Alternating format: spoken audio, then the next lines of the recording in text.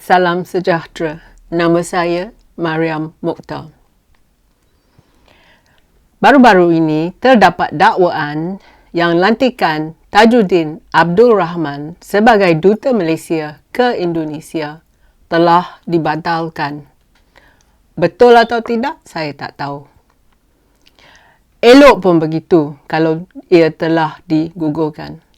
Kelakuan Tajuddin mungkin akan menyebabkan insiden diplomatik. Mungkin bukan terjadinya peperangan, tetapi perangainya bukanlah sebagai orang yang pandai diplomasi. Bukan saja ramai orang biasa yang membantah pelantikan Tajuddin sebagai Duta Indonesia, kerana belia UMNO baru juga mahu lantikannya digugurkan. Kepada penyokong Tajuddin, saya beri 10 alasan mengapa lantikan Tajuddin bagus digugurkan. Yang pertama, kita ada Perdana Menteri yang amat lemah. Sebagai Perdana Menteri, Ismail Sabri hanya pentingkan dirinya sendiri. Pada 2 Julai, di satu acara di Universiti Malaya, Ismail kata yang lantikan Tajuddin tidak boleh dibatalkan kerana ini dilihat sebagai mencabar kuasa agung. Dia menambah bahawa pelantikan Tajuddin sebagai duta ke Indonesia telah diluluskan oleh Kabinet dan disokong oleh Agung. Dia kata yang Kabinet tidak boleh mundur dari keputusan itu. Tetapi sebagaimana yang kita tahu, nama Tajuddin tidak dalam senarai duta baru yang akan menerima watikah pelantikan daripada Agung pada esok hari, Selasa 12 Julai. Dulu Ismail kata tak boleh U-turn, sekarang boleh pula. Jadi siapa yang memberi tekanan kepada Ismail untuk mengubah keputusannya? Agung? Presiden Jokowi? Kombo Zahid Habibie dan Najib Abdul Razak, banduan Najib Abdul Razak dari kluster Mahkamah UMNO baru. Yang mana satu? Ismail terdesak kerana ia takut hilang kuasa dalam UMNO baru. Alasan yang kedua ialah kelayakan Tajuddin sebagai ahli parlimen. Sebagai ahli politik, kelayakan Tajuddin senang saja. Dia pandai ampu bodek Perdana Menteri. Dia baru tahun lepas dipecat sebagai pengerusi prasarana di mana prestasinya amat teruk. Dia seorang yang malas dan tidak ada tanggungjawab. Ia seorang yang angkuh, yang degil, yang rasis, yang tak hormat wanita dan tak hormat undang-undang. Dia suka cari gaduh dengan orang yang bukan Melayu dan bukan Islam. Ia kuat konfrontasi dengan orang lain dan bahasa yang dia suka guna ialah bahasa yang kasar dan yang kotor. Sebaliknya, orang yang jadi duta elakkan konfrontasi. Tetapi Tajuddin tidak tahu bahasa diplomasi. Alasan yang ketiga, dia tidak ada kemahiran diplomatik. Seorang duta besar mewakili kepentingan negara dan dia adalah wakil Malaysia, wakil kita dalam ruang antarabangsa. Pelantikan Tajuddin mendedahkan mentaliti orang dalam Putrajaya yang luluskan lantikan ini. Seorang ahli politik yang berpengalaman mempunyai kepentingan yang berbeza dari diplomat yang berpengalaman. Ahli politik di Malaysia, terutama sekali ahli politik UMNO baru dan PAS, mahu cap duit saja dan mereka pentingkan agenda mereka sendiri. Sebaliknya, diplomat pentingkan hal ehwal Malaysia. Tajuddin kuat buli dan suka membazir masa. Dia berpotensi untuk membahayakan hubungan yang baik dan mesra yang kita kongsi dengan Indonesia. Sifat kontroversi dan provokatif Tajuddin tidak sesuai untuk mereka dalam bidang diplomasi. Pelantikan Tajuddin menghina proses pemilihan untuk duta-duta dan juga membuang beberapa dekad latihan diplomat yang berpotensi. Alasan yang keempat, Tajuddin punya keluarga penuh kontroversi. Tajudin tu perangai seperti Samsing. Kalau Tajudin jadi duta, kemungkinan dia adalah sebab negara Malaysia dan Indonesia akan perhatikan diplomatic incident kerana Tajudin tidak tahu tentang diplomasi.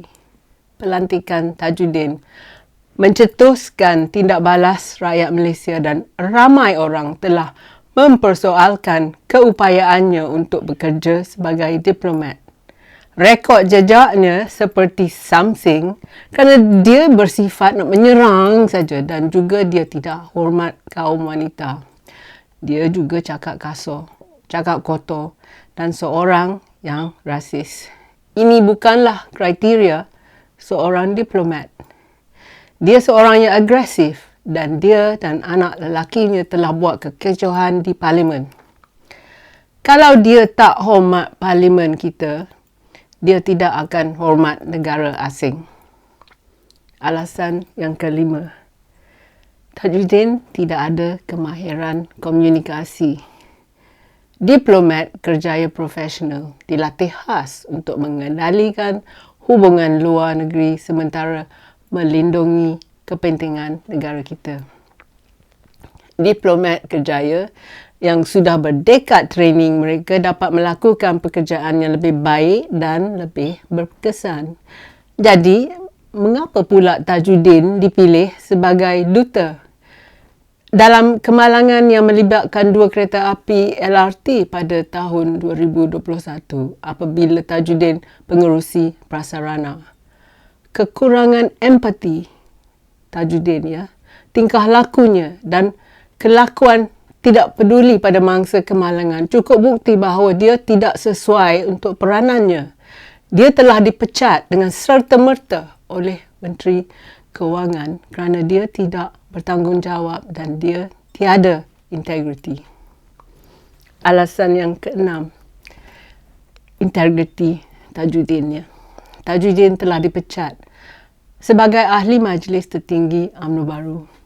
Yang memecatnya ialah Presiden Parti Zahid Hamidi. Berikutan itu, Tajudin telah mengadakan persidangan akhbar di mana ia mendedahkan tentang Zahid dan juga melawannya, menuduh dia berbohong kepada UMNO Baru tentang menyokong pemimpin pembangkang Anwar Ibrahim sebagai Perdana Menteri.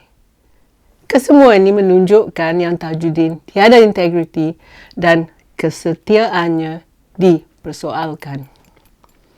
Alasan yang 7 ialah hal peribadinya. Lagipun Tajudin terlalu tua sebagai duta Malaysia. Kita mahukan orang yang lebih muda dan lebih dinamik yang mempunyai wawasan. Seperti saya ceritakan dulu, Tajudin adalah liability. Ciri-ciri ahli politik UMNO Baru yang berpengalaman berbeza daripada menjadi diplomat yang berpengalaman. Elok pun jawatan duta besar telah ditarik balik. Alasan yang ke-8, jiran kita, Indonesia, jiran yang amat penting. Kesetiaan politik tidak boleh diberi ganjaran dengan merendahkan kepentingan jawatan duta ke Indonesia. Jiran negara kita adalah sekutu penting dalam hubungan antarabangsa. Indonesia juga rakan dagangan utama dan kita berkongsi banyak ciri umum dalam agama, budaya, sejarah dan juga bahasa. Negara Indonesia membekalkan Malaysia dengan buruh untuk pembinaan pekerja rumah tangga dan dalam sektor pertanian. Dengan sempadan bersama kami, kita kongsi maklumat sensitif tentang ekstremisme agama dan isu keselamatan yang berkaitan. Jadi, mengapa nak menjejaskan hubungan ini? Alasan yang ke-9 ialah mesej kepada rakyat. Mesej yang disampaikan kepada rakyat adalah bahawa ampu bodek adalah okey dan bukan apa yang anda tahu dan pemikiran anda dan pengalaman anda, tetapi yang penting ialah siapa yang anda tahu dan kenal. Amat malu bagi Malaysia untuk menghantar Tajudin sebagai duta. Apabila dia tidak mempunyai kelayakan, dia tidak berkaliber dan tidak harus dijadikan duta Malaysia ke Indonesia. Lantikan Tajudin beritahu kita yang pentadbiran di Putrajaya terlalu terdesak dan tidak kisah kepentingan negara. Jadi masalahnya terletak pada mereka di Putrajaya. Kami nak tahu siapa yang beri tekanan pada Ismail supaya Tajudin digugurkan sebagai duta. Dan alasan yang terakhir, alasan yang ke-10. Masalah di Wisma Putra. Kementerian Luar Negeri didakwa penuh masalah yang mendalam. Mereka yang dalam Wisma Putra kekurangan motivasi dan mengalami semangat yang rendah.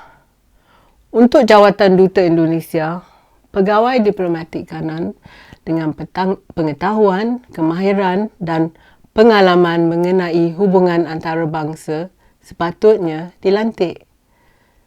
Tetapi Ismail Sabri tidak sensitif terhadap keperluan kedua-dua Malaysia dan Indonesia kerana ia ada masalahnya sendiri tentang kuasa di Putrajaya dan dalam UMNO baru. Tetapi kesalahan ini juga terletak pada Menteri Luar Negeri Saifuddin Abdullah. Dia tidak mempunyai kemahiran kepimpinan dan harus dipecat kerana membenarkan kesilapan diplomatik ini. Ramai lagi orang lain yang lebih layak dari Menteri Luar ini. Masalah dalam kedutaan berpunca bukan sahaja dari Ismail tetapi juga dengan pilihan Saifuddin sebagai menteri. Ia patut digugurkan juga sama seperti Tajudin. Sebenarnya ketiga-tiga mereka ni Ismail, Saifuddin dan juga Tajudin patut digugurkan. Terima kasih kerana sudi menonton. Jumpa lagi. Kalau anda suka video saya, sila tekan like dan subscribe pada channel YouTube saya. Pertimbangkan menyertai laman Patreon saya.